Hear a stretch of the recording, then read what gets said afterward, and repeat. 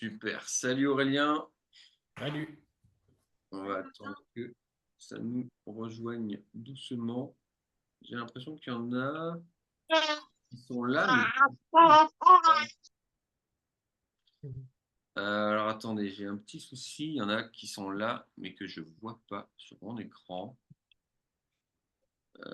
J'ai l'impression que je vois seulement ceux qui ont la caméra allumée.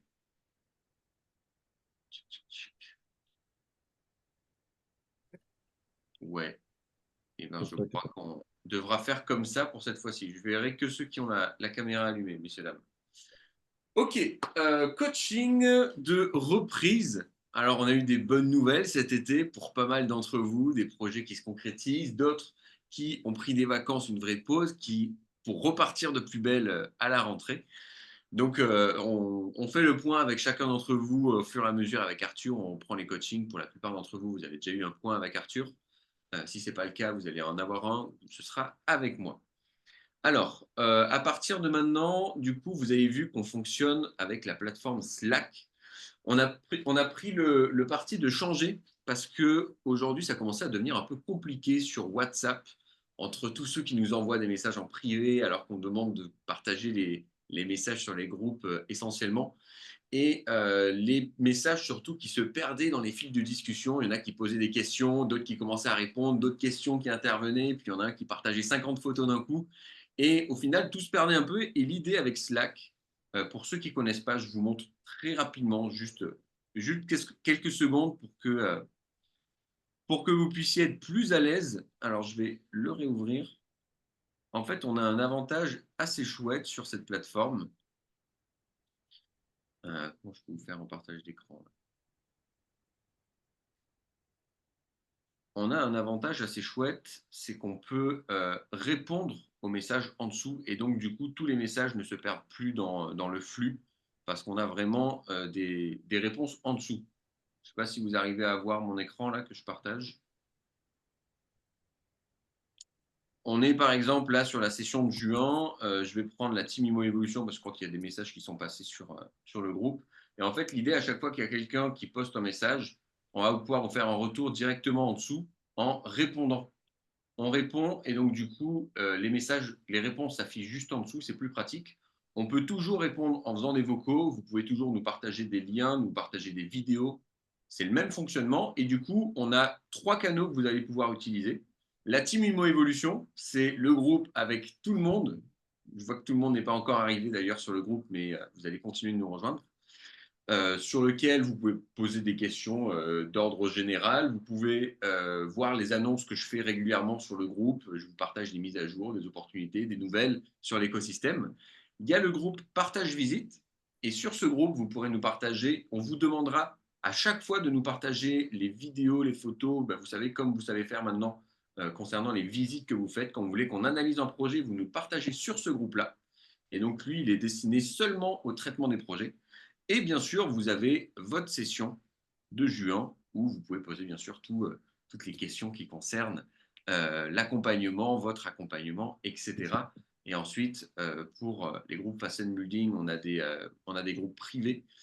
Et comme ça, on va pouvoir avancer tranquillement. Et je pense que ce sera plus organisé, plus simple pour nous de vous répondre. Et en même temps, plus simple pour vous, la communication, quand vous aurez pris les différents outils en main. Je vous ai préparé un petit coaching ce soir sur la partie travaux. On va parler ensemble de travaux, de gestion de travaux. Je vais vous faire Martin, j'ai peut-être juste une question pour partager. fermer le sujet Slack, si tu m'entends. Oui, je Ouais, t'entends. sur Slack. Donc en fait, il n'existe plus de conversation à trois. Martin, Arthur et le client. Ouais. Tout est On va, dans les, un seul canal. Ok. on va en refaire. On va en refaire, D'accord. t'inquiète pas comme ça. Ok. Tout à Je fait. suis désolé, j'ai une question, mais j'ai pas de groupe de session joint par contre. OK. Eh ben, C'est écoute, on va refaire ouais. le point et D'accord, ok. on va refaire le point. Si tu n'as pas reçu l'invitation sur Ouais, c'est WhatsApp, bon. sur les groupes, les 2 groupes premiers, on t'invite grâce au lien sur lequel tu as cliqué pour Ouais, ça je participer, l'ai. qu'on a partagé. Et normalement, tu as fait une autre invitation manuelle pour que tu puisses rejoindre le groupe de la session de juin. Ok. Si ce Donc, n'est pas le cas, on va refaire le tour, vérifier qui l'a bien intégré. Et on va... Tac. Impec, merci. Allez, super, pas de souci. Hop. Alors, excusez-moi. Allez, c'est parti. On va parler travaux, on va parler gestion travaux, anticipation. Il y en a certains qui commencent à se pencher dessus parce que les offres commencent à être acceptées. Donc, on s'avance vers le compromis. Certains sont déjà sous compromis. Mais dans cette phase-là, si vous avez bien suivi le coaching des les 6 étapes pardon, de l'acte d'achat, c'est la partie dans laquelle vous commencez à faire intervenir les artisans. Donc, on va parler d'anticipation sur les travaux, les devis, etc. et la gestion également. Premier point hyper important, qui fait les travaux? C'est important de le préciser parce que je le dis souvent, mais c'est vrai que c'est pas une information qui est posée à plat sur le papier dans l'accompagnement. Donc là, ce sera le cas. C'est les artisans qui doivent faire les travaux, c'est pas vous. Pourquoi? Pour une raison qui est hyper simple, c'est parce que ça vous permet d'utiliser votre temps, votre énergie à meilleur escient. Le fait de faire les travaux par un artisan, c'est aussi avoir une garantie décennale sur le travail qui est fait, une garantie que s'il y a un problème, demain, il sera résolu rapidement. Tout ça, c'est plein d'éléments qui participent à ça et c'est surtout un accélérateur incroyable dans votre parcours d'investisseur parce que, numéro 2, le fait de faire les travaux par des artisans vous permet de les déduire des impôts. Quand on a une facture, quand on est soit en nom propre, soit en société, ben cette facture, on la passe dans la comptabilité et c'est une charge, soit qui est déduite dans l'année, soit si on a un volume de charges supérieur à ce qui rentre, à ce moment-là, c'est reporté d'année en année jusqu'à ce qu'on arrive à l'équilibre et que peut-être on commence à basculer en positif au bout de 5, 10, parfois ce sera 15 ans pour certains d'entre vous avec les travaux que vous allez faire. Donc ça, c'est un vrai avantage à ne pas négliger et c'est aujourd'hui ce qui va faire la différence entre un investisseur qui réussit rapidement et un investisseur qui réussit lentement et durement. Comment choisir un artisan? Alors, il y a plein d'astuces pour choisir les bons artisans. La première chose, c'est qu'il faut regarder est-ce qu'il a déjà une garantie décennale. Tous les artisans n'ont pas besoin d'une garantie décennale. Par exemple, un peintre, il n'a pas besoin d'une garantie décennale.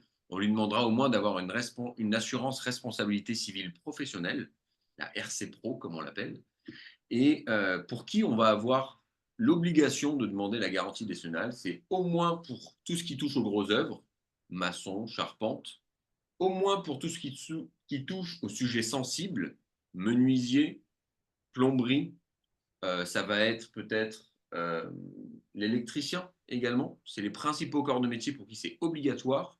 Un menuisier qui pose que des fenêtres, un carreleur qui fait aussi la plomberie, bien sûr, tout ça, ça rentre en compte. Le plaquiste, ça peut être intéressant aussi, mais peut-être un peu moins obligatoire. Et les autres corps de métier, c'est bien s'ils l'ont, c'est mieux, mais ce n'est pas une obligation à 100%. Ensuite, quand on choisit une entreprise, où est-ce qu'il faut aller les trouver? Bon, déjà, vous êtes plusieurs à être sur les mêmes secteurs, c'est quelque chose d'intéressant. Et puis, je sais que certains d'entre vous, vous avez déjà aussi créé des groupes WhatsApp selon les secteurs, les régions dans lesquelles vous êtes, en privé, sur lesquels nous, on n'est pas forcément d'ailleurs. Et c'est très bien. Donc déjà, vous pouvez vous partager des contacts. Ça, c'est une super façon d'avoir un artisan recommandé. Vous pouvez également vous faire recommander auprès d'amis, de proches, de personnes que vous rencontrez. Peut-être quand vous êtes allé faire une visite dans telle ville, vous avez sympathisé avec je sais pas, un restaurateur quand vous êtes allé boire le café, et puis vous pouvez leur demander parce qu'ils ont souvent des bons contacts. Mais je vous recommande d'aller surtout directement chez les fournisseurs. Vous allez chez un fournisseur de matériel électrique, un mec qui fournit des prises, du câble, qui fournit des outils pour pouvoir faire de l'électricité. Et bien, cette personne-là, forcément en relation avec des personnes qui travaillent dans le secteur, et vous allez pouvoir être recommandé, on va pouvoir vous recommander des professionnels de cette façon-là.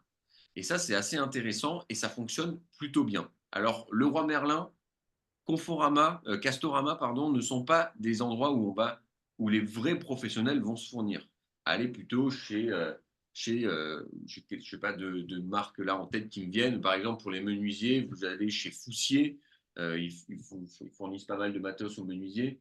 Vous pouvez aller bon, j'en ai plus d'autres en tête, vous pouvez en trouver facilement des fournisseurs. Et ça dépend en plus à chaque fois des secteurs, c'est des marques différentes. Mais vous pouvez en trouver facilement. Renseigne-toi sur l'artisan. Tu vas pianoter sur son site, tu regardes les avis, tu regardes s'il a déjà eu d'autres sociétés. Et donc pour ça, je t'invite à te renseigner sur Papers. Tu tapes le nom de la société, tu tapes le nom de l'artisan, tu tapes son nom, prénom, société.com. Si tu n'arrives pas à trouver les infos sur Papers, tu vas sur société.com. Infogreffe également. Et ça va vous permettre de voir si le mec il a déjà ouvert, fermé des sociétés du bâtiment. Vous pourrez le questionner pourquoi. Et c'est important qu'il soit transparent avec vous là-dessus. Est-ce que c'est parce qu'il est passé du statut d'auto-entrepreneur au statut d'entreprise? C'est plutôt positif. Est-ce que c'est parce qu'il a une précédente association qui n'a pas fonctionné ou est-ce qu'il a coulé une première boîte? Et ça, c'est des informations importantes. Pourquoi? Parce que quand je vais bosser avec un auto-entrepreneur, la taille des chantiers que je lui donne a une importance. Par exemple, on a un chantier à 100 000 euros. Si un auto-entrepreneur s'occupe, par exemple, je ne sais pas, placo, électricité, parfois c'est le cas, ou bien il fait la plomberie et le carrelage, et que dans mon chantier, ben, il y en a déjà pour 25-30 000 euros, ben, un entrepreneur, auto-entrepreneur du bâtiment, s'il n'est pas soumis à la TVA, il peut faire jusqu'à 35 000 euros en gros de chiffre d'affaires par an. Et s'il est soumis à la TVA, donc avec 20% de TVA, ou 10% s'il est dans le cas de la rénovation, à ce moment-là, il peut aller jusqu'à 76 000 et c'est dangereux parce que vous êtes en gros un client qui fait 50% de son chiffre d'affaires de l'année. Donc, il vaut mieux s'assurer de sa solidité, la solidité de son entreprise. Et pour les chantiers qui dépassent même ce budget, là, quand on commence à arriver à 40-50 000, vaut mieux travailler avec une vraie société qui, elle, a plus de possibilités financières parce qu'un auto-entrepreneur, souvent, ça arrive, son compte perso, c'est le même que son compte professionnel. Donc, il vaut mieux s'assurer et peut-être avoir un tout petit peu plus de charges et bosser avec un vrai entrepreneur. Ça, c'est quelque chose d'important. Et tu peux lui demander, bien sûr, à être mis en relation avec la dernière personne chez qui il est en train de faire les travaux ou la dernière personne chez qui il a terminé un chantier. Tu peux lui demander des photos, tu peux en trouver aussi sur Internet. Et tout ça, ça va te permettre d'avoir une idée de la qualité ou non du travail qu'il a actuellement. Les devis. Qu'est-ce qu'on met dans les devis? On anticipe un peu. Alors, il y a deux phases sur les devis, vous l'avez compris. Numéro 1, la phase où j'ai des devis pour pouvoir présenter au banquier débloquer mon enveloppe travaux quand je vais, d'ici quelques semaines, demander mon financement.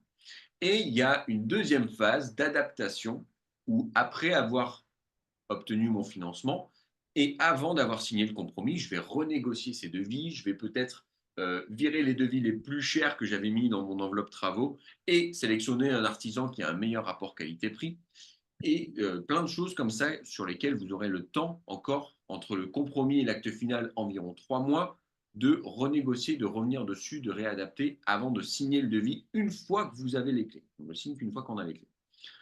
Sur le devis doivent apparaître des choses qu'on oublie la majorité du temps. Date de début, date de fin de chantier. C'est important que ça apparaisse à l'écrit, à un endroit, parce que la personne est engagée. Et donc, elle peut difficilement se débiner, se faufiler et prendre trop de retard parce qu'elle est engagée sur le papier.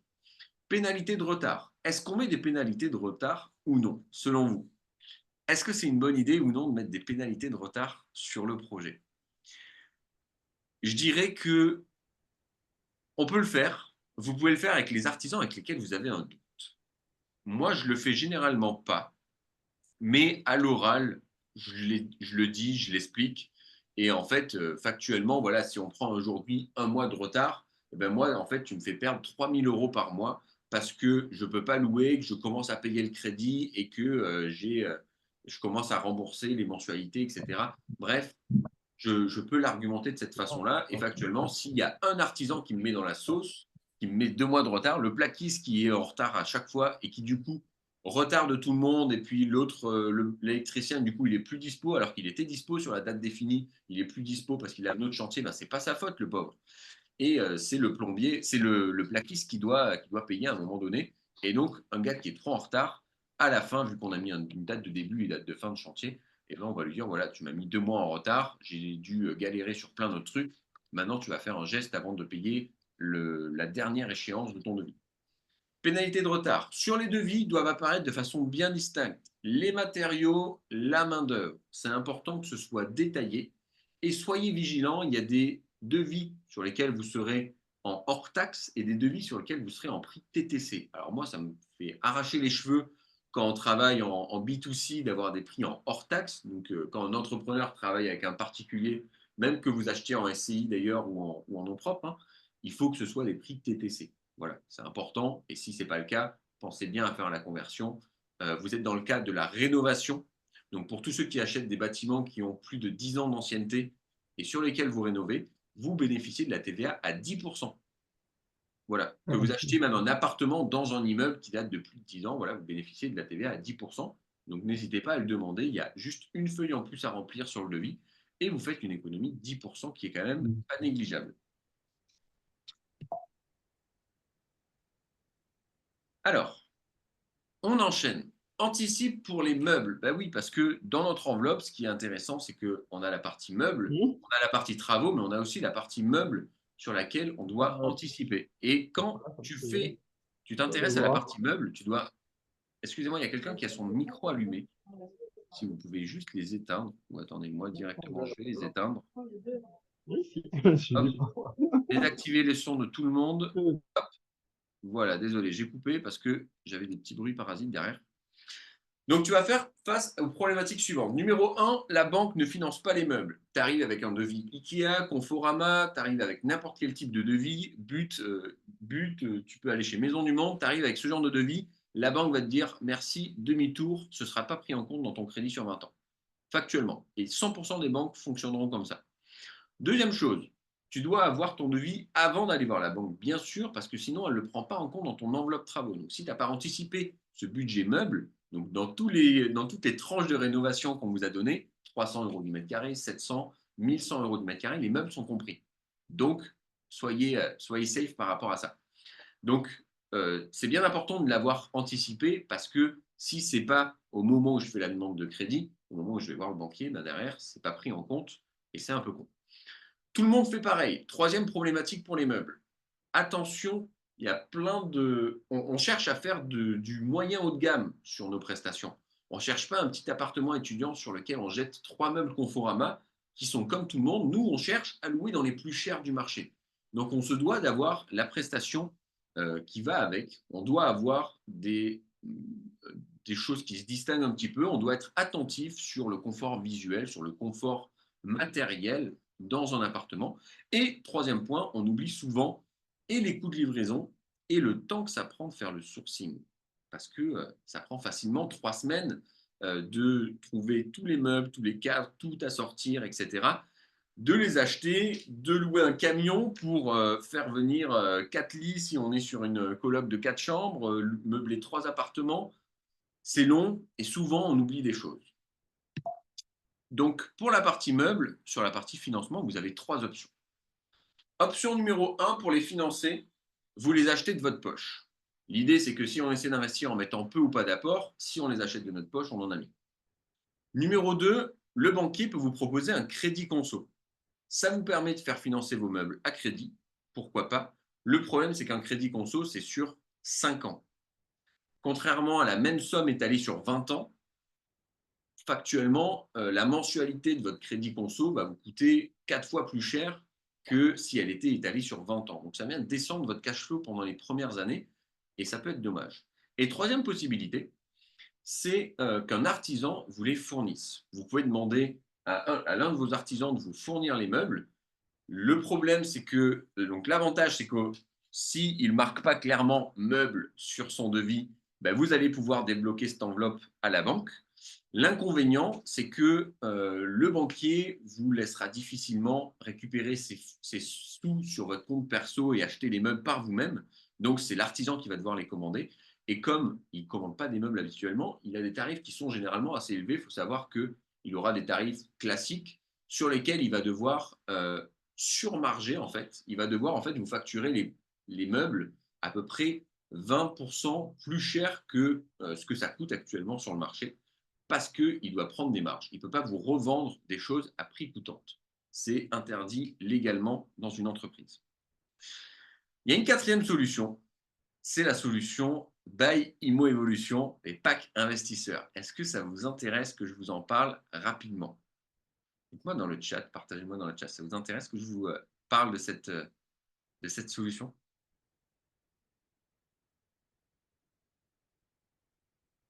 Yes, ça vous intéresse. OK. Alors, c'est parti. Solution des packs investisseurs by Imo Evolution. On a créé des packs en se disant on va répondre à ces 4 problématiques d'un coup.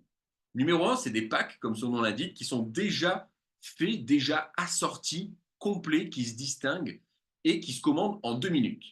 Ça va être intéressant parce que l'idée, c'est de ne pas passer 50 ans sur la commande de ces meubles. On a un système qui est efficace, que vous pouvez juste dupliquer. Ensuite, livraison en une seule fois à votre adresse. Tout arrive sur palette au pied de votre immeuble et c'est livré en une seule fois. Donc, c'est facile à agencer, à organiser dans un emploi du temps. Finançable dans votre crédit IMO. Vous devez savoir, peut-être certains le savent, peut-être certains ne le savent pas. Aujourd'hui, moi, j'ai plusieurs sociétés. Donc, j'ai IMO Evolution, j'ai une holding, la MLB Holding, et j'ai une société, la SAS Menuiserie Martin. En dehors de pouvoir faire quelques chantiers de temps en temps, m'amuser à droite à gauche avec cette société, elle me sert surtout à faire des factures de prestations d'aménagement d'intérieur. Donc, c'est une facture d'un artisan, la menuiserie Martin. Et grâce à cette facture de prestation d'aménagement d'intérieur, où il n'est pas clairement stipulé que c'est les meubles, on arrive à obtenir un financement en le glissant le devis directement auprès du banquier à la base. Et une fois que c'est validé, on bascule ce devis en facture et ça vous permet de débloquer les fonds et de pouvoir acheter avec nous vos meubles. Assorti avec vous, alors je vais être très honnête avec vous, j'ai pas des qualités d'assortiment en termes de meubles assez développées. Par contre, ma compagne, elle est très passionnée par ça. Elle a plusieurs marques de mobilier aujourd'hui. Et c'est elle, avec elle, qu'on a conceptualisé ces packs pour qu'ils soient assortis et qu'il y ait en même temps ce qu'on recherche en tant qu'investisseur, un rapport qualité-prix intéressant.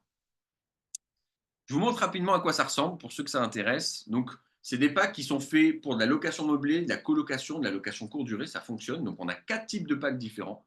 On a le pack Cozy. Donc, je vous ai mis, vous avez une petite photo pour avoir une idée de ce que ça ressemble, les éléments un peu côte à côte. Vous avez quelques éléments qui sont positionnés ici sur les photos. Alors, on n'a pas tout mis sur les photos parce que ça ferait beaucoup d'éléments sur le visuel. Mais à chaque fois, vous avez vraiment tout ce qu'il faut. L'idée, c'est qu'il n'y ait plus rien d'autre à rajouter. Vous avez carrément les luminaires d'ailleurs qui sont assortis. Donc, vu que vous les connaissez à l'avance, vous pouvez demander à votre électricien de vous les poser à la fin et puis vous pouvez assortir les couleurs des murs grâce à ça. Dans une chambre, pour vous donner un exemple de ce qu'il y a dans la chambre, vous avez le sommier, le matelas, la couette, les oreillers, vous avez un jeu de drap, la laise, vous avez une chaise, un bureau, vous avez à chaque fois au moins un élément décoratif, un cadre, des étagères, des choses comme ça. Vous avez une table de chevet, vous avez une lampe de chevet et une suspension qui est assortie au reste. Et dans la cuisine, pareil, vous avez vraiment tout. Dans la salle de bain aussi, vous avez le porte-savon, vous avez la brosse pour les toilettes, le petit ananas pour décorer sur les toilettes si vous voulez. Et vous avez tout ce qui est nécessaire pour cuisiner. Vous avez grille-pain, vous avez la cafetière, la bouilloire, le micro-ondes à poser, parce que ça, les cuisinistes ne vous le fournissent pas, un aspirateur, vraiment tous les éléments pour manger, pour cuisiner, la vaisselle, etc. Et c'est proportionnel, bien sûr, au nombre de chambres et au nombre de personnes que vous avez dans vos projets. 2 points importants. La cuisine n'est pas compris dedans parce qu'on part du principe que c'est au cuisiniste de le faire et on ne peut pas vous fournir des meubles et vous laisser vous débrouiller pour les poser parce que derrière, il y a des histoires de garantie décennale qu'on ne peut pas assumer en faisant ça. Donc, c'est un cuisiniste tel que vous allez le chiffrer qui va vous poser la cuisine, qui va vous poser l'électroménager avec cette cuisine. Je vous recommande de passer par vos cuisinistes pour ça parce qu'il va pouvoir poser sa garantie décennale sur le branchement du four. Donc, si demain il y a un problème, c'est directement lui qu'on va voir. La hotte, le frigo, les choses comme ça, c'est bien que ce soit lui qui le fasse. Mais on peut également vous fournir de l'électroménager si besoin. Seulement, il faudra être vigilant sur une chose, c'est qu'on le fournit et c'est à vous de le poser. Voilà. Rapidement, je vous montre ce que ça donne en termes de tarifs. Donc aujourd'hui, pour un T4 par exemple, on est sur 5 000 € TTC, vraiment pour l'ensemble, tout compris. Vous pouvez meubler un appartement. Pour vous donner des chiffres sur ce qui m'est arrivé, pour ceux qui ne savent pas trop savoir si c'est beaucoup ou pas, j'ai meublé mon premier appartement il y a 4 ans, bientôt 5 ans. C'était un T4 en colocation. Je crois que j'en parle dans la formation. Et pour meubler cet appartement, ça m'a coûté à peu près 6 500 € en allant chercher les bonnes opportunités chez Conforama, en meublant vraiment tout l'ensemble, etc. j'ai dû louer un camion, j'ai dû demander à des potes de m'aider à aller chercher des trucs. Donc voilà, aujourd'hui, bah, pour les clients d'Imo Evolution, vous avez des prix qui sont très intéressants. Ce n'est pas les mêmes prix qu'on donne publiquement, d'ailleurs, ils sont plus élevés au public. Donc vous avez ces réductions. Et ça vous permet du coup, bah, grâce au fait que vous êtes plein à acheter en même temps, et ben, en fait, nous, ça nous permet de faire des super économies d'échelle auprès des fournisseurs et de vous proposer des packs qui soient vraiment intéressants et qui rentrent vraiment dans les clous et voire carrément qui vous font économiser de l'argent. Je vous montre rapidement les autres types de packs qui existent. Donc, il y a le pack Art Déco, qui, celui-là, fonctionne très bien pour la location courte durée, de la colocation aussi. C'est souvent là-dessus qu'on nous le demande. La location à l'année aussi, ça fonctionne, bien sûr. Vous avez le pack un peu plus industriel. Donc là, ça va être avec des éléments en simili-cuir. Vous avez des éléments en bois, en matériaux métalliques, noirs. On joue sur les contrastes de couleurs. Vous avez à chaque fois la chambre qui est indiquée ici. En gros, hein, selon les packs, les tarifs sont assez similaires. Ça varie parfois à 100, 200 euros près, mais ça se ressemble. Vous avez le pack Bohème, donc avec des éléments un peu plus, des matières un peu plus naturelles. On a des éléments un peu en bois, on a des tapis en jute, des choses comme ça qui sont pas mal. Et celui-là, il fonctionne très bien, notamment pour la location courte durée. Voilà ce que ça donne, bref, les différents packs. Donc l'idée, hop là, pardon. L'idée, c'est que ici, tout a été pensé pour que vous n'ayez rien d'autre à acheter. À la limite, vous avez simplement les dressings à acheter à côté, mais vous pouvez très bien les acheter à Leroy Merlin et avec un devis Leroy Merlin, ça passe dans l'enveloppe travaux. Et en plus de ça, souvent, vous allez devoir les faire sur mesure parce que à chaque fois, c'est des tailles différentes. Donc, un menuisier peut vous les faire ou bien vous pouvez en trouver des tailles différentes à Leroy Merlin. Ça fonctionne très bien. Vu qu'il y a une facture d'artisan, c'est déductible des impôts sur la plus-value. C'est hyper important. Ce n'est pas juste déductible des impôts à la location. C'est une facture qu'on va pouvoir additionner au prix d'achat comme les factures des artisans. Et donc, du coup, vu que la plus-value se fait sur la différence entre le prix d'achat, et le prix de revente net vendeur, la plus-value, en réalité, on va pouvoir additionner les différents devis aussi travaux qu'on fait, à moins qu'on les ait déjà amortis et déduits au fil du temps dans l'exploitation. Donc ça, ce que je dis, c'est valable pour l'investissement en SCI. En nom propre, on a un avantage exceptionnel, c'est qu'on peut les déduire pendant la location et les réinclure ensuite dans le calcul de la plus-value. Donc on les déduit presque 2 fois en fait. C'est hyper intéressant. Et comme c'est une facture d'artisan, j'insiste là-dessus, vous pouvez bénéficier de cet avantage. Et ensuite, bien sûr, c'est des économies faciles sur votre projet. Donc l'idée, c'est que quand vous aurez besoin, si certains d'entre vous, ça vous intéresse, ça m'intéresserait d'ailleurs de savoir dans le chat si c'est quelque chose qui vous parle, si vous seriez intéressé, partagez-le moi dans le chat, ça m'intéresse de le voir. Et bien, au moment où vous avez une offre d'achat acceptée, à ce moment-là, vous m'envoyez un petit message sur Instagram, sur WhatsApp, pardon, et je vais pouvoir faire un petit appel avec vous pour vous expliquer exactement le fonctionnement et vous faire un devis adapté. Alors, on va reparler un peu plus du côté travaux. Yes, je vois que Laura, ça l'intéresse. Laetitia aussi. Théophile, intéressé. Camille, ok, trop cool. Super. Nelly aussi. Eh bien, écoutez, vous me ferez un petit message le moment venu et avec plaisir, on pourra regarder ça. On va parler des déclarations sur les travaux. Déclaration de travaux. Alors, pour certains qui sont sur les immeubles de rapport notamment, souvent vous êtes un peu dans les quartiers historiques, proches du centre-ville, pas trop loin d'une église, pas trop loin d'un bâtiment public, une mairie, un élément sur lequel parfois il y a beaucoup de tourisme, un bâtiment sur lequel il y a beaucoup de tourisme, plein de choses. Bref, quartier historique. Il faut faire attention parce que faire des travaux d'intérieur, parfois, peuvent être soumis à déclaration auprès de l'urbanisme. Renseignez-vous, il faut le déclarer simplement. C'est une chose à savoir. Parfois, vous allez être plutôt dans un quartier soumis aux architectes des bâtiments de France. C'est parfois différent des quartiers historiques. Parfois, on a l'obligation de déclarer pour des travaux extérieurs, mais pas intérieurs. Dans tous les cas, à chaque fois que vous avez des travaux de façade, de toiture, et des éléments de menuiserie extérieure, volets, fenêtres, portes d'entrée, etc. Demandez toujours à l'urbanisme s'il n'y a pas besoin de faire une déclaration et souvent vous vous rendrez compte que c'est le cas. Pour ceux qui sont dans le cas d'appartements, peut-être que vous achetez dans des copropriétés, soyez attentifs au syndic. Parfois, on est obligé, ça a été le cas, Gary l'a montré il y a quelques semaines sur le groupe la Team Imo Evolution, donc Gary qui a démarré en janvier avec nous, là, qui a acheté une chouette colocation de 5 chambres. Ben lui, il y avait une obligation, il y avait une clause assez rare dans son règlement de copropriété qui dit que tu as l'obligation d'annoncer que tu vas faire des travaux avant de faire des travaux. Souvent, dans les copros, ce n'est pas le cas. Donc, soyez attentifs, demandez bien le règlement de copro avant de faire ça. Et bien sûr, si vous changez des fenêtres, si vous changez des éléments comme ça, c'est d'abord au syndic qu'il faudra en référer parce que des fois, on a des obligations, des fois, il y a des interdictions. Et il faut être hyper vigilant là-dessus parce que euh, si vous en avez pour 5, 6, 7, 10 000 euros de menuiserie à changer, vous n'avez pas fait les déclarations, le syndic a le droit de vous demander de déposer les menuiseries, faire les déclarations avant de les reposer.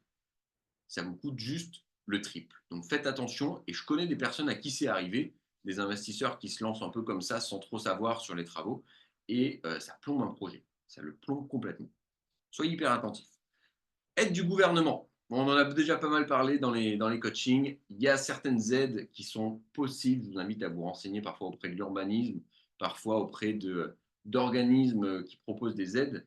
C'est très souvent lié à des contreparties, mais n'hésitez pas à demander à l'urbanisme. Je sais que dans une des villes dans lesquelles j'investis, ils sont en manque de logements pour du tourisme et ils financent à hauteur de 20% les travaux d'appartements qui seront mis en location courte durée à condition que la rénovation permette de classer cet appartement 1 ou 2 étoiles en meublé tourisme. C'est à savoir, il y a certaines conditions, par exemple, il faut, il faut que les appliques sortent des murs des 2 côtés du lit. Il y a certaines conditions comme ça qui sont en fait assez simples à respecter, qui vous permettent de pouvoir bénéficier parfois de certains avantages, de certaines primes, de certaines aides. Ça vaut toujours le coup de se renseigner, mais c'est génial. Je vous ai appris à être indépendant de ça. Vos projets sont rentables sans. Et donc, ce sera que du bonus et on vient encore augmenter le rendement. On investit sans en être dépendant. Aide de la ville, aide du gouvernement. J'ai traité les 2 points d'un coup. Dernière étape, gestion des travaux. Pour bien gérer les travaux, alors on n'y est pas encore, on prend beaucoup d'avance ici. Pour ceux et celles qui sont sur le programme Fast and Building, on vous aide carrément à gérer les travaux, on se fait des points chantiers ensemble, etc. Pour ceux qui sont sur d'autres programmes, on pourra en parler une fois à la fin de l'accompagnement si vous avez besoin d'être suivi sur la partie travaux, mise en location, etc. et qu'on le fasse avec vous. Donc l'idée, c'est que sur la partie gestion de travaux, une fois que les travaux ont démarré, il faut d'abord, avant tout, avoir un planning bien défini. Un planning qui doit être posé plusieurs semaines avant d'avoir les clés, parce que les artisans, ils ont souvent plusieurs semaines de délai avant de pouvoir se déplacer sur votre chantier. Il faut que tout soit bien validé et on signe bien sûr le devis qu'à partir du moment où on a les clés, mais on a déjà calé dans l'agenda des artisans le moment où on peut démarrer. Ou bien on peut signer les devis avec marqué bon pour accord sous réserve de l'obtention des clés dans prévu on peut mettre une date, ça fonctionne. Une réunion hebdomadaire par semaine sur le projet.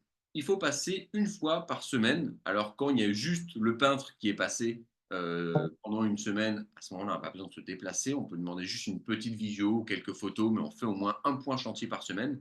Je vous recommande de vous déplacer autant que possible et de faire en sorte de programmer avec les artisans.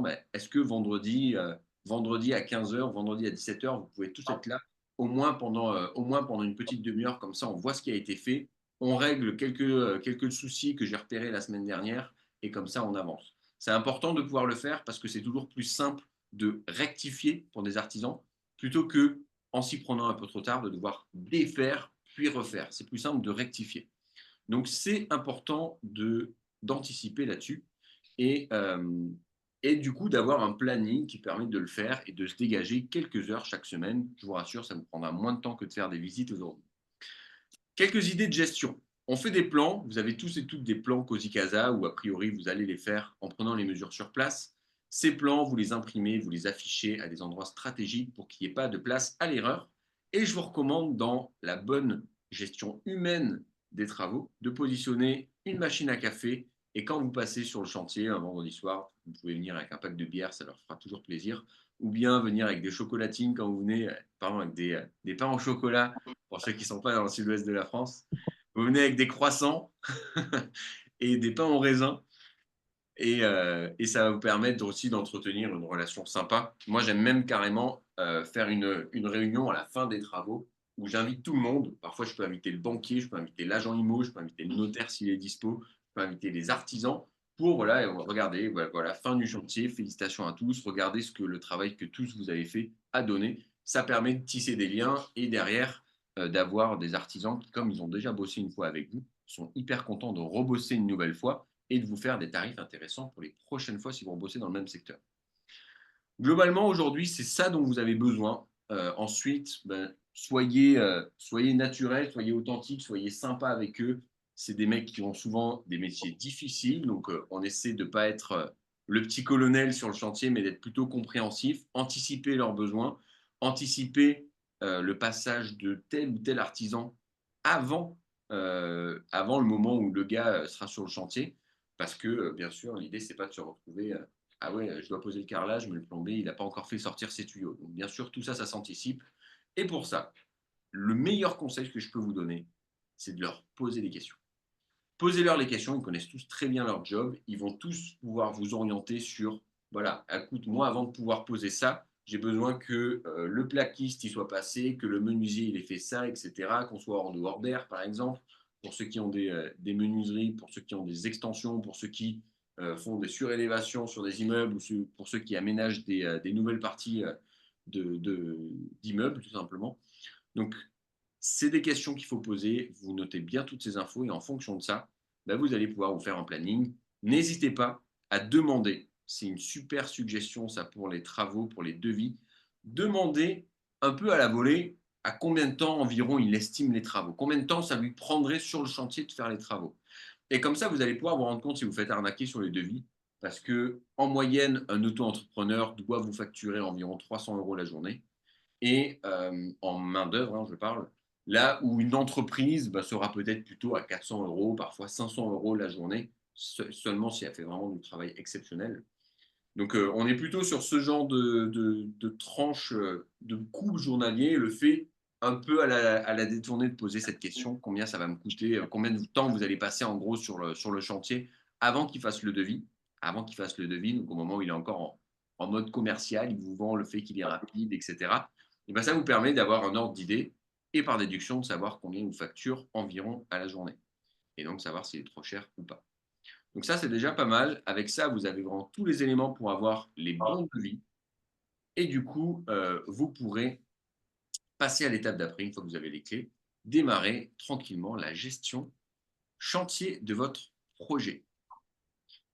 On arrive à la fin de la présentation, messieurs, dames. Est-ce que vous avez des questions? Qu'est-ce que vous aimeriez savoir peut-être en plus sur les travaux, des points spécifiques qui vous sont arrivés? Je suis là pour répondre à toutes vos questions.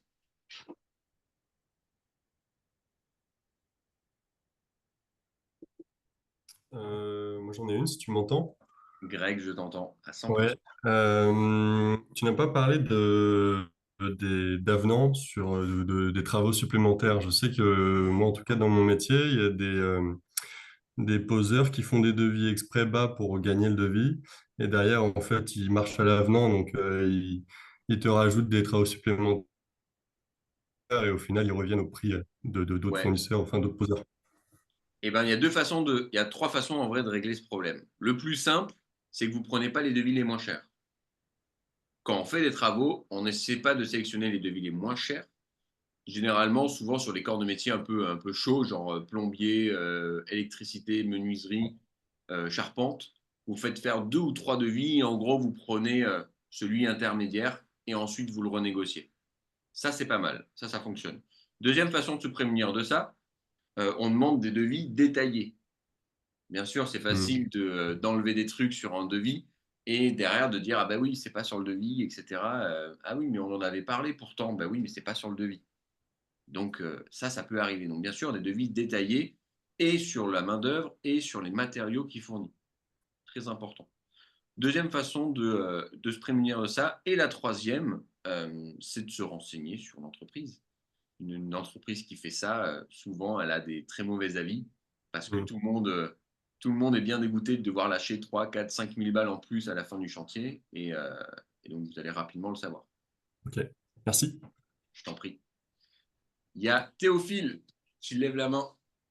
Ouais. Quelle Salut est tout ta le monde. question, Théophile? Salut, Théophile. Euh, alors, salut tout le monde. Du coup, c'était pour ça. Par rapport aux meubles dont tu nous as parlé tout à l'heure, Oui, admettons qu'on soit intéressé. Donc, tu as dit qu'on pouvait se faire livrer le pack ouais.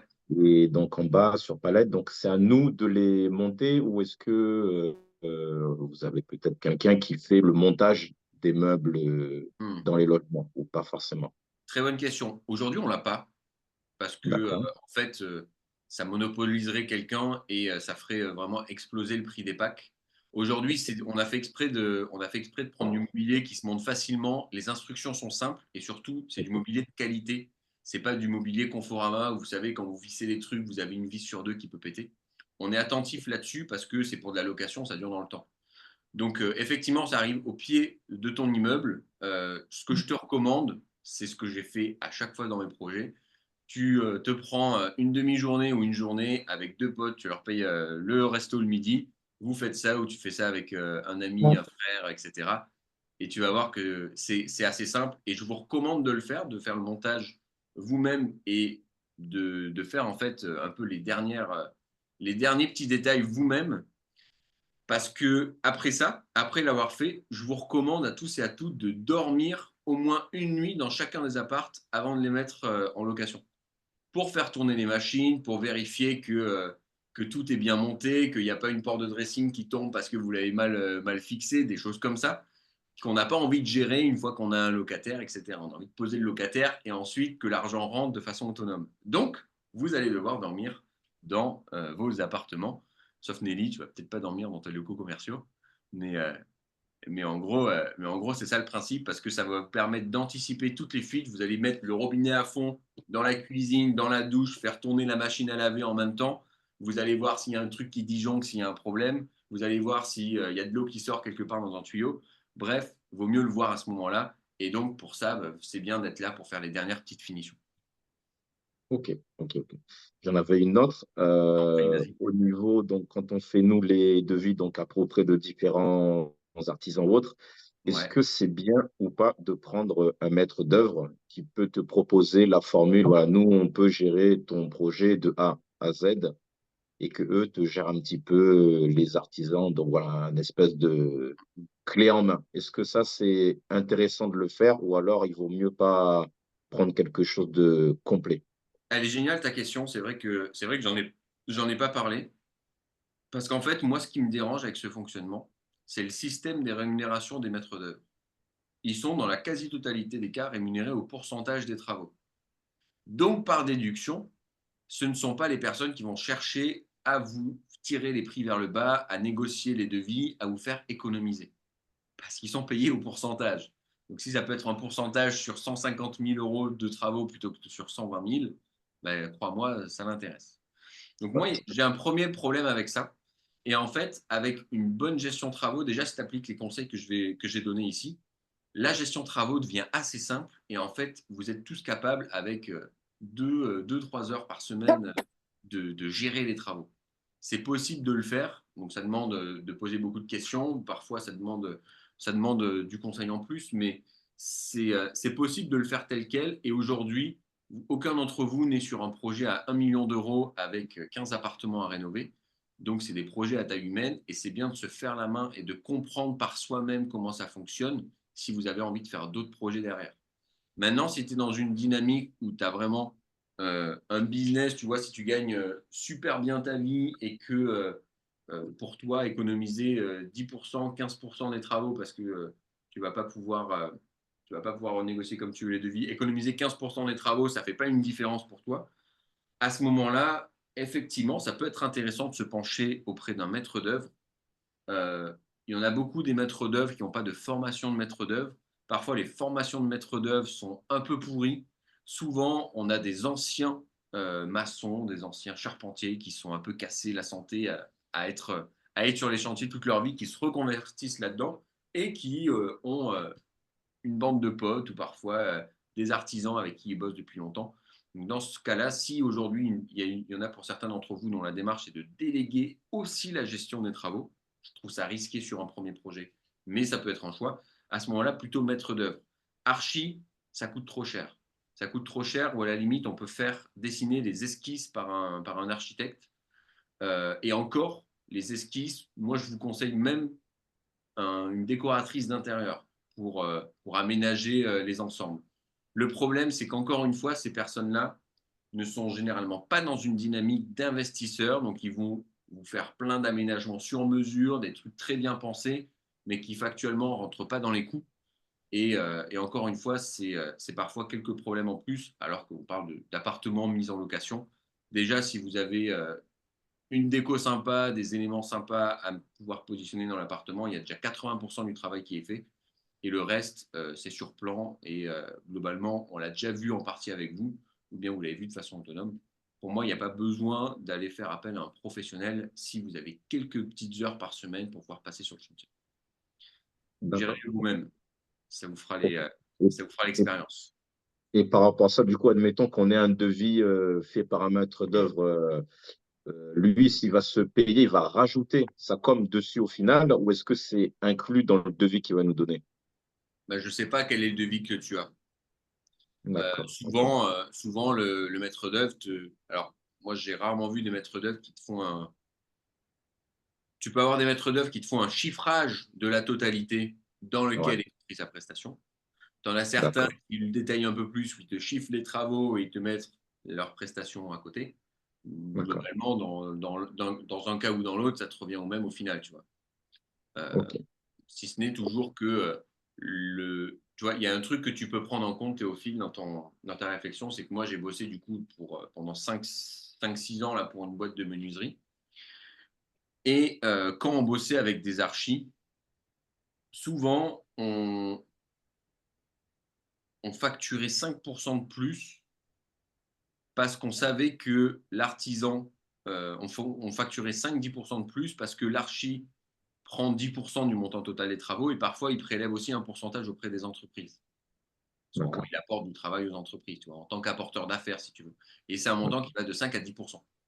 Donc parfois, c'est surmargé dans un sens, dans l'autre, bref, ça revient souvent plus cher. Ok. Ok. Tu vois. Ça a plein de cas de figure intéressants de bosser avec des archis. Peut-être si demain vous faites votre résidence principale ou si il y a un des appartements qui a pour vocation d'être revendu à un moment donné et qu'on mise vraiment sur la plus-value. Là, à ce moment-là, avoir des agencements sympas, ça vaut le coup. Mais généralement, euh, on est plutôt sur le cas d'un projet d'achat-revente, tu vois, où on va fonctionner avec eux. Pas forcément dans le cas d'un projet locatif tel que vous le faites. Ok. Ok. Ok. Et dernière petite question, tu as parlé tout à l'heure au niveau de déclaration, au niveau de la mairie, pour ceux qui sont un petit peu, tu sais, au niveau de centre-ville, des choses comme ça, Oui. les bâtiments classés. Admettons qu'on ait un accord de l'urbanisme, admettons, sur des projets, pas besoin de place de parking ou des choses comme ça. Ils nous disent que ça, c'est bon. Ouais. Est-ce que nous, bon, on fait notre projet, on avance. Est-ce que dans un an, dans 6 mois, ils peuvent changer et on me demande, bah, il faut que vous fassiez des places de parking. Est-ce que ça peut venir changer totalement mon truc alors que Ouais. le projet est fait, admettons, fini et que, bah, ou non, une fois que c'est validé, c'est validé. Ok, c'est une super question. La réponse, c'est oui, ils peuvent le changer. Ok, Ils peuvent le changer, mais si tu demandes une trace écrite, ils peuvent ok, pas ouais. revenir dessus. Donc, tu Donc, demandes nous, il vaut mieux toujours demander une trace écrite. confirmation par mail. Pour Ok, tout, d'accord. validation par Ok, mail. ok, ça marche. Et à ce moment-là, tu es Merci. tranquille. Olivier, Mélanie,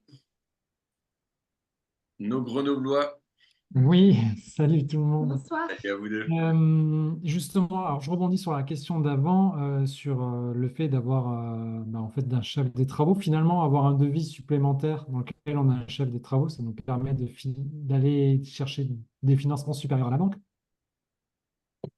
Il faut savoir que toutes les banques ne financent pas les coûts de maîtrise d'œuvre et d'architecture. D'accord. Parce que justement, ça sort du côté création, du côté je paye et c'est quelque chose qui se retrouve au moment de la plus-value. Tu vois? Donc, D'accord. les banques ne sont pas toutes friandes de le faire. Maintenant, sur des projets très gros, avec une très grosse rénovation, ceux qui ont des projets de plus de 150 mètres carrés où il y a une réflexion totale à faire, ben, ça peut parfois rassurer le banquier d'avoir au moins des plans qui sont faits par un architecte, des choses un peu dans les règles de l'art. Ok. Et j'avais une Sans la deuxième. partie gestion travaux, mais la partie plan. Ça peut être intéressant. Ok. J'avais aussi une deuxième question. Tu as dit de ne pas prendre les devis les moins chers. Tu as dit de prendre les devis plutôt intermédiaires. Et tu as Ouais, dit qu'on pouvait les renégocier. ouais, Et sur quel effectivement. élément tu peux les renégocier, justement? Parce que souvent, les artisans mettent 5% de marge en plus parce qu'ils savent qu'on renégocie souvent. Donc, tu peux le faire. Tu peux leur demander d'enlever le coup de balai à la fin du chantier qui te facture souvent 300, 400 balles, 500 balles en plus. On leur dit qu'on a eu des devis moins chers? Tu peux On leur reprendre dit? des maîtres. Tu peux effectivement jouer là-dessus. Tu vois, je pense à Emmanuel. Là, on était sur son immersion un peu avant de partir en vacances. Emmanuel à Toulouse, qui a démarré en avril. Et Emmanuel, il avait un devis d'un artisan, je crois qu'il a partagé sur le groupe, où en gros, son devis, il est passé de 65 000 à 47 000, un truc comme ça. D'accord. Juste parce qu'il a payé un resto à l'artisan, qu'il a discuté un peu avec lui, qu'il a repris différents points, qu'il lui a expliqué qu'il avait un budget de temps. Quelles sont les solutions? Et c'est important de ne pas essayer de taper dans la marge de l'artisan, de ne pas être dans cette dynamique, mais plutôt de l'orienter par rapport à tes besoins. Voilà, moi aujourd'hui, j'ai besoin que l'enveloppe travaux elle rentre dans tel budget. Donc voilà, aujourd'hui, moi j'ai besoin qu'on arrive d'une façon ou d'une autre à économiser 15 000 euros. Comment on peut faire? Sur quoi est-ce qu'on peut économiser? Alors j'ai vu qu'il y a des endroits en plus où tu avais compté un peu de surface en plus. Est-ce que peut-être c'est possible de revenir au réel? Quels sont les choix de matériaux qu'on peut modifier pour arriver à économiser? On peut le faire de cette façon-là. Ok, merci. Voilà, ça fonctionne pas mal. Dimitri, Bonjour Martin, bonjour à tous. salut à toi. Je voulais juste savoir, est-ce qu'il y avait un ordre un peu général, tu vois, pour les travaux? Est-ce qu'on commence par déjà les charpentes? Par quoi on finit? C'est quoi Ouais. un peu le... La toiture, c'est l'élément numéro un. Toiture maçon. Une fois qu'on a fait ça, souvent, on a les menuiseries qu'on change, parfois en synchronisation avec le plaquiste parce qu'il va faire les isolations extérieures s'il y a. Le plaquiste bosse souvent en même temps que l'électricien parce que le plaquiste, en gros, il met ses rails, il plaque d'un côté, Mhm. l'électricien passe ses câbles, met les trous, fait les trous pour faire sortir les prises, et le plaquiste plaque de l'autre côté du mur. Donc ça, c'est en synchronisation.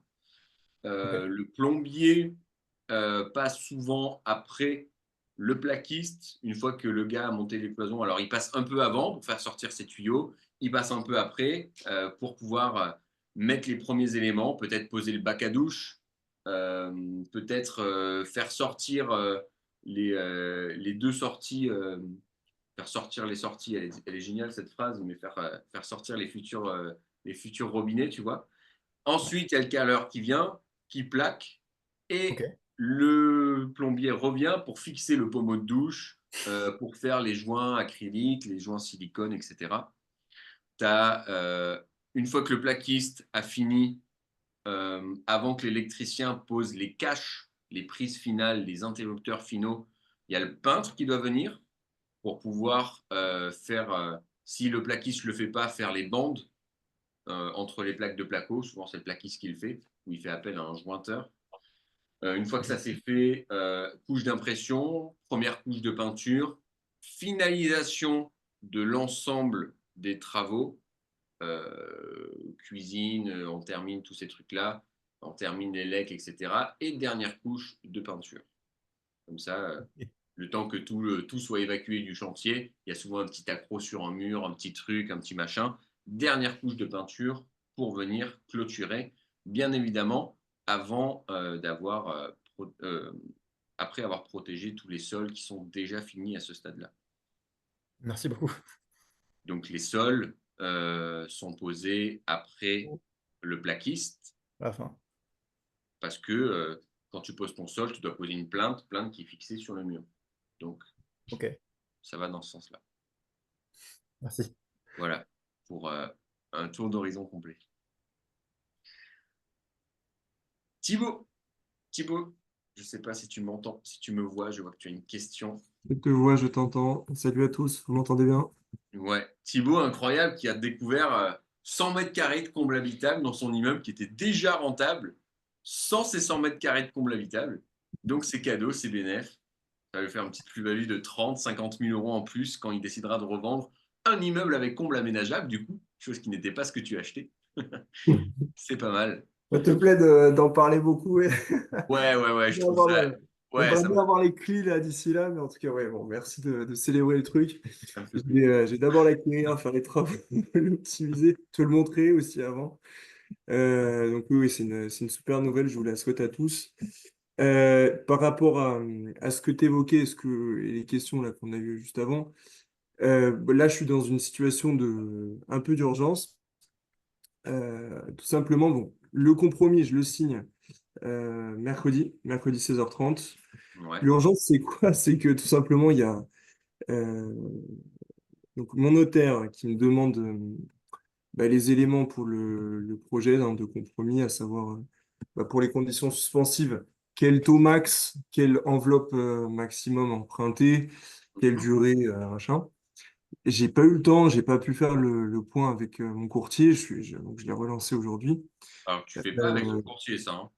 ok, Tu le fais pas avec ton courtier si tu lui donnes les éléments, tout simplement. Tu expliques, voilà, bah, tu mets la somme totale avec les 10% d'imprévu ouais, que tu as calculé, tu mets travaux, frais de notaire inclus, tu mets un ok. crédit sur 20 ans, tu mets le taux actuel à 4% TEAG, tu vois, et puis voilà, et si tu as mieux, tant mieux, quoi. Ok, ça marche parce C'est ça que que tu mets dans les clauses de ton financement. ouais, parce que justement mon courtier, euh, d'accord, ok, parce que moi ce que je pensais c'était que il fallait quand même que je détermine ça avec mon courtier, enveloppe max, taux max, etc. pour avoir déjà une approche et le restituer à mon notaire. Il Euh, t'a demandé? Il t'a demandé un accord bancaire, un préaccord, quelque chose? Je pense qu'en ouais, dehors de l'agent IMO qui peut-être t'a demandé une simulation ouais, avant d'établir une date pour le compromis, il n'y a mm, personne qui te demande ça. Donc t'embête d'accord. pas avec ça pour l'instant. Et du coup je lui donne quoi, comme je lui donne un truc complètement. Un mail dans lequel tu expliques les conditions suspensives. Tu l'appelles, tu vois. Tu dis voilà, dans les conditions suspensives, je veux bien qu'il soit marqué la condition de substitution, la clause de substitution, parce que, a priori, j'achète en nom propre, mais peut-être changement demain de cas de figure, dans 3 mois, je veux me laisser la possibilité de pouvoir acheter en SCI ou autre chose. Ça ne coûte rien, on va la mettre. Tu as la Mhm. clause t'as la clause du coup de division. Si tu as par exemple plusieurs appartements, tu achètes une maison, tu as plusieurs appartements, il te faut une clause d'accord de l'urbanisme de division, tu vois. Donc ça, effectivement, ce sera une demande qu'il faudra faire entre le compromis et l'acte final, mais ça se fait très simplement.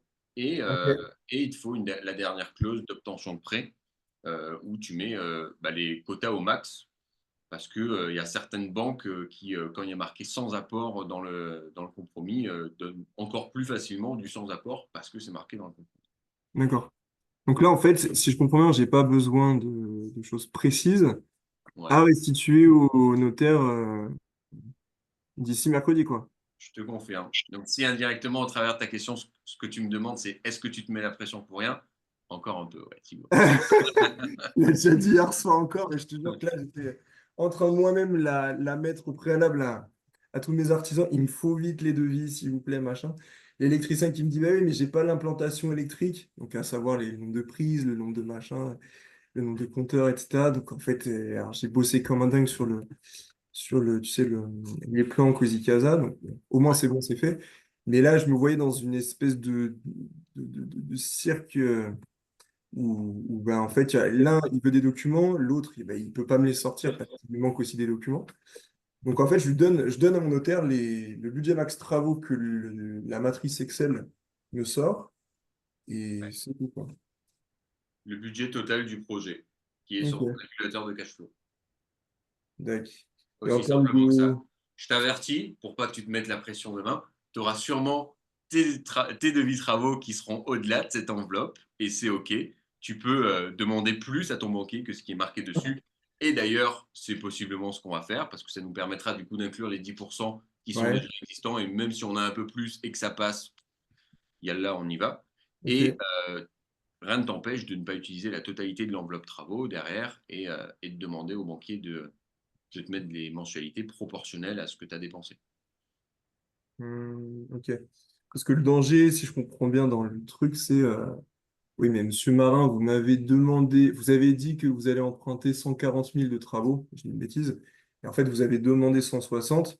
Bon, bah, vous êtes hors clou, donc vous payez 10% du prix du bien, quoi. Oui, mais c'est, y a personne qui peut être dans cette posture-là parce que si tu as des devis qui sont supérieurs, de toute façon, on les renégocie, etc. Ok. Et les quotas qu'on vous a donnés sur les rénovations sont les bons. Sont les bons avec 10% d'imprévus. Et on a souvent des imprévus, tu vois, mais donc on tombe bien dans les clous. Ok. Euh, Tranquille par rapport à ça. On va renégocier les devis, etc. Et, euh, et on arrivera à ce qu'on veut. Franchement, j'ai pas d'autres questions. Et ben, Je c'est vais me parfait dé- alors. je vais me détendre, ça marche. Merci beaucoup. Ok, super. Nelly, tu avais une question aussi? Ok. Alors, C'est bon, c'est bon, on c'est bon. t'entend. J'ai cliqué un peu partout, mais pas sur mon truc. Bonjour Martin. Alors la question risque d'être oui, mais je voudrais quand même voir la certitude. La banque débloque les acomptes pour les travaux? Ouais, en Ok, fait, c'est un point très important. On fonctionne toujours avec un acompte. Je vous préconise jamais d'avoir un acompte de plus de 40%. Généralement, je vous recommande d'avoir 30% d'acompte. Et en fait, tu fais tout sur facture. Donc, les artisans ne sont pas forcément très habitués, etc. Donc, tu demandes toujours à l'artisan la facture un peu à l'avance parce que toi, tu dois l'envoyer pour déblocage à la banque et ensuite, tu peux le payer. Tu vois. d'accord. Le, Euh, le seul artisan avec qui, la seule personne avec qui tu n'auras pas d'acompte, c'est la menuiserie Martin parce qu'on a besoin de commander la totalité des meubles d'un coup. d'accord, ok. Voilà, tout simplement. Ensuite, dans le cas de chantier où en fait tout, enfin, je pense particulièrement à ceux combles aménageables. Moi, je suis potentiellement sur un bien, il n'y a plus de plafond, donc il y a un plafond à refaire, donc un sol pour faire une autre pièce. Redéfinir les espaces, les escaliers, etc. Moi, c'est pas mon fort. Quelle est dans tous les corps de métier, on va dire la première personne qu'il faut faire intervenir sur le chantier, qui pourrait être garant en fait pour pouvoir avoir une vision au niveau des espaces. Moi, personnellement, avec toutes les visites que j'ai fait, quand c'est des choses qui sont assez bien agencées, des maisons divisibles, on va garder la plupart des cloisons, tout ça, je le vois très bien. Alors là, quand c'est certains espaces où il y a tout à recréer, il faut imaginer l'isolation, il faut imaginer la circulation des espaces, il faut imaginer les escaliers, les contraintes, optimiser les contraintes aussi. Euh, En fait, qui peut être garant dans la première intervention de dire, ben voilà, il faudrait découper les espaces comme ça, et après, derrière, tous les autres corps de métier vont pouvoir s'articuler autour de ça et d'avoir des plans aussi d'échange, quand il n'y a pas de coordinateur de travaux. Moi, ce n'est pas mon truc. Je l'ai déjà vécu avant. Sur 3 chantiers, j'ai pris je l'avais préconisé, c'est vrai que ça marche bien, une architecte d'intérieur qui est dans un cabinet d'architecte. Parce que du coup, elle a une vision un peu plus chantier. Et j'avais fait ça parce que enfin, moi, personnellement, c'est une grosse difficulté. Je n'ai pas du tout, Mmh. j'ai pas cet esprit Ben, en global. fait, c'est très simple. Ouais. L'idée, c'est que les architectes sont souvent des mauvais commerciaux. Et ils en donnent trop avant de te faire signer un devis. Donc, tu fais passer 2 archis sur ton projet pour leur demander leur avis, etc., ce qu'ils en pensent. Tu aimerais potentiellement les faire travailler avant un devis. Déjà, tu vas avoir 70 à 80% des idées. Derrière, sur Cozy Casa, tu fais 3 plans et tu as la plupart des solutions, avec ensuite validation du plaquiste qui va te dire, ouais, effectivement, là, ça me semble OK si on fait les plans de cette façon, je te fais le devis en fonction de ça, etc. Donc, plaquiste, ce serait Tu bien. peux le faire de cette Ouais. façon-là. Tu peux Ok. aussi bosser avec une archi d'intérieur pour te faire les esquisses. Ça fonctionne. Ok. Merci. C'est un peu les techniques de Bobby Labricole, mais ça permet de faire Mm. des belles économies. Ok, merci. Je t'en prie. Dimitri, Laetitia. Oui, bonsoir à tous. Alors, je reviens sur l'histoire des devis, s'ils sont plus chers. Et du coup, c'est-à-dire que si on n'arrive pas à les négocier à la baisse, le simulateur de cash flow, il n'est pas bon. Alors non, c'est pas ce que j'ai dit. Je dis que souvent, les devis sont un peu plus chers, mais on fait en sorte déjà de prendre les devis intermédiaires, qui ne sont pas forcément du coup les plus chers, mais on va présenter peut-être certains devis les plus chers à la banque parce que cumulés, ça nous fait nos 10% supplémentaires. Et ensuite, on peut renégocier. J'ai sorti une vidéo YouTube d'ailleurs là-dessus. Théo, Théo, qui est sur le programme Empire Builder, on a fait l'immersion avec lui. Quand on a fait l'immersion travaux, on a passé son enveloppe travaux de 150 à 130 000 euros, rien que déjà avec les optimisations qu'on a fait sur place avec lui ou que les artisans n'ont pas pensé, qu'on n'a pas pensé à faire, quoi. Donc il y a beaucoup d'économies qu'on peut faire à droite à gauche et son projet était rentable avec 150 000 euros de travaux. 20 000 euros de moins, ça fait quand même un sacré cash flow en plus. Et donc, sur les économies, donc non, les quotas qu'on t'a donnés sont bons.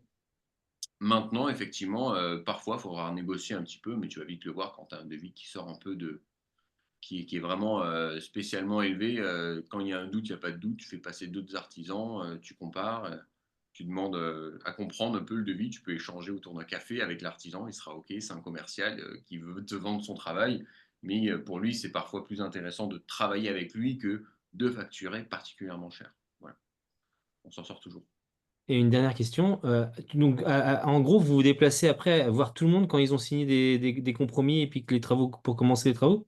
Alors, c'est pas du tout au moment de commencer les travaux. Souvent, on le fait aux alentours du compromis. Bah, Thibaut, c'est dans combien de temps? C'est dans une semaine, 2 semaines que je vais voir ton projet. Greg aussi, qui était là tout à l'heure, je vais voir le projet sur lequel il est en compromis. Théophile, il faut qu'on le planifie. C'est tous ceux qui sont sur le programme Empire Builder et tous ceux qui sont sur le programme Fast and Moving. On se déplace sur vos projets et sur place, on vous aide à économiser des gros montants sur les travaux, chose qu'on ne peut pas faire avec 3 vidéos et des plans à distance. Parce que D'accord. j'ai besoin de me pencher sous l'escalier, de regarder, toquer les murs, etc. pour le faire. Donc, dès que vous aurez trouvé le projet, dès qu'il sera signé et que c'est bon, on est sûr que le projet va aller jusqu'au bout, soit avant compromis ou après compromis, on se déplace, on organise ça, et on organise ça 2-3 semaines avant de se déplacer, quoi. Ok, merci. Génial. Laura, Laura, tu as une question? Oui, du coup, donc si j'ai bien compris, on fait plusieurs types de devis, donc par corps de métier.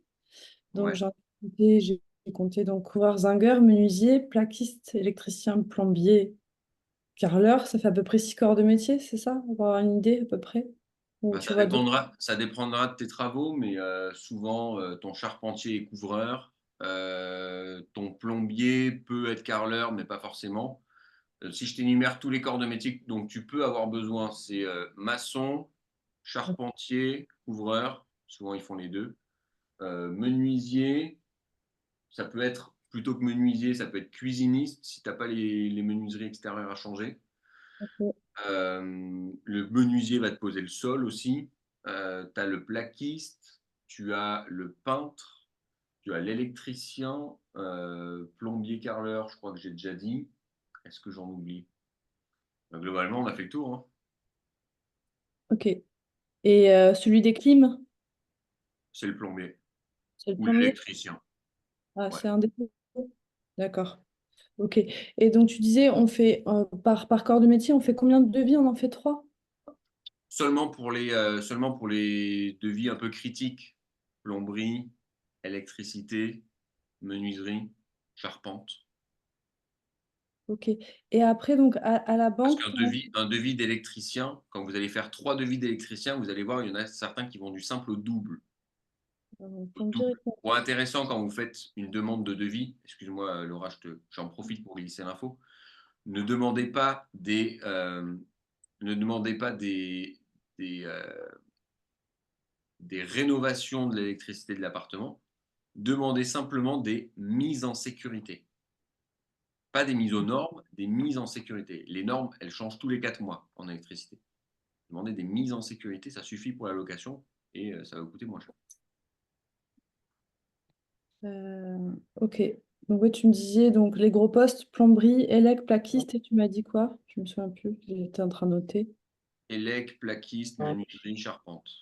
Menuisier, Pas plaquiste, pas forcément 3 devis, c'est pas un poste critique le plaquiste. Là, tu peux en faire que 2. Non, l'autre que je t'ai donné, c'est le plombier, l'électricien, le menuisier et le charpentier.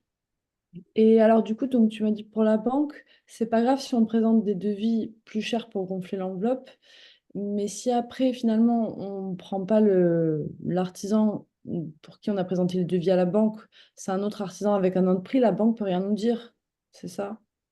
En fait, peu importe, c'est pas grave si je Non. prends Monsieur B à tel montant et à la fin, pour débloquer les fonds, je présente la facture C de Monsieur Machin et puis en fait, ça marche quand même. Ouais, alors il te demandera quand même les devis signés avant de pouvoir débloquer les fonds sur facture. Mais ouais, ça fonctionne très bien, il n'y a aucun problème avec ça. Donc, on se retrouve pas coincé parce que c'est pas la même, enfin, même artisan ou pas le même. Non, non, non, non, non, ils sont pas embêtants avec ça. Ok, ok. Euh, non, mais c'est bon, c'était tout, je crois. Génial. Super. Mélanie, Olivier, vous aviez une autre question? Et ensuite, je vais quand même vous libérer pour aller manger. Dernière question. Alors, Mélanie a essayé de faire un vocal tout à l'heure, mais elle n'a pas réussi à le mettre sur Slack et puis elle l'a mis sur WhatsApp dans l'urgence. Josette, pour pas dire son prénom, Géraldine, que je commence à avoir en horreur aujourd'hui. Donc l'agent immobilier. L'agent immobilier, je l'ai contacté cet après-midi. Donc j'organise selon Arthur ma journée commando spéciale artisan. J'essaie de placer un petit peu tout le monde dans la journée. J'en ai de 10h jusqu'à 17h le soir, dernier venu. Je contacte l'agent immobilier pour lui dire bah, j'ai besoin que vous soyez là pour les clés. Et du coup, sur le moment, elle me dit oui, pas de souci, je suis pas dispo, mais je peux vous laisser les clés à l'agence, vous pouvez les passer, les récupérer, vous les déposer, etc. Super. Et elle me dit par contre, vous faites un mail pour que je prévienne les propriétaires, avoir leur accord et tout ça. Et entre-temps, je lui dis, là, j'ai pas le temps avec mes cours. Et l'après-midi même, on renvoie un mail et elle me dit que c'est pas possible pour elle de me laisser les clés parce qu'il faut absolument qu'elle soit là. C'est pour une question de responsabilité. Et alors, du coup, comment je fais moi des devis si. Elle nous bloque les journées en fait. Eh Et ben, elle me dit, ça sera le 23 septembre. Et en demi-journée parce qu'elle peut pas être là en journée entière et que, en gros, c'est elle qui nous impose les jours. ouais, bah, tu lui expliques gentiment que, écoutez, si c'est pas vous si vous n'êtes pas arrangeante là-dessus, c'est pas simplement votre agenda, c'est votre agenda, le mien, celui des artisans qui est surchargé et celui de 7 artisans qui sont surchargés. Si aujourd'hui vous n'avez pas la possibilité, vous m'envoyez une collègue ou bien vous passez avec les clés au début, vous êtes avec nous quand vous pouvez et ensuite, bah, s'il faut que vous partiez, nous on est là, de toute façon, on fait juste le tour avec les artisans et vous revenez après vous allez faire vos visites, etc. Mais moi, j'ai besoin de toute façon. Ou bien sinon, vous acceptez qu'on fasse le 23, mais à ce moment-là, ça va commencer à être beaucoup trop long pour les banques. Et entre le moment où on signe le compromis et le moment où on va voir les banques, s'il se passe un mois parce que vous nous avez fait perdre du temps sur les travaux, sur le chiffrage travaux, et ben, les banques, on passe pour moins sérieux, etc. Et vous mettez un peu le projet en péril. Donc, c'est vous qui voyez, quoi. Moi, je lui envoie ça à la gueule.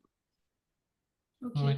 Mais après, elle dit que c'est pour une question de responsabilité, justement. Ouais, effectivement, elle n'a pas le droit de te laisser les clés officiellement, mais en fait, tous les agents IMO le font.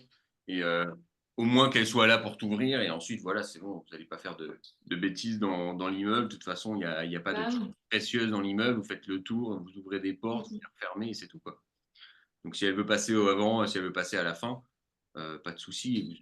Vous lui dites que tu n'as pas besoin qu'elle soit là toute la journée. Maintenant, si les propriétaires sont un peu relous, qu'elle leur dise qu'ils ont envie d'entendre. Et puis, sur place, elle va faire sa vie pendant que vous faites le Si je tour. peux me permettre, là-dessus, bon, peut-être que je suis bien tombé, mais effectivement, l'agent, quoi qu'il arrive, elle va en fait faire respecter la responsabilité et le process. Et ils me font signer à chaque fois en bon de visite. En fait, c'est moi qui suis responsable aussi pendant un certain temps, 2 heures, 3 heures, même si elle n'est pas là, des clés.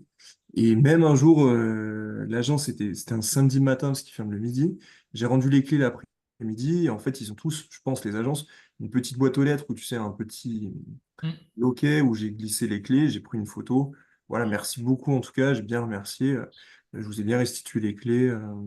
pour authentifier Oui, on se demandait si on peut pas lui proposer ça pour la détendre un peu, lui dire est-ce qu'on peut pas signer un document qui met en voilà notre Vous êtes responsabilité tombé, vous êtes Faire tombé une sur une ce jour-là, faire une championne. attestation et Vous le hein? savez, hein, vous êtes tombé sur une championne. Hein. Oh là là, c'est un truc de fou. Elle est un peu affreuse sur tous les plans parce Ouais, que 2024, elle n'a pas fait de vente, elle c'est galère. ça. Et voilà, elle a envie de tout contrôler, tout maîtriser, mais ça ne fonctionne pas comme ça. Ouais, Ramenez-la à l'ordre. ouais.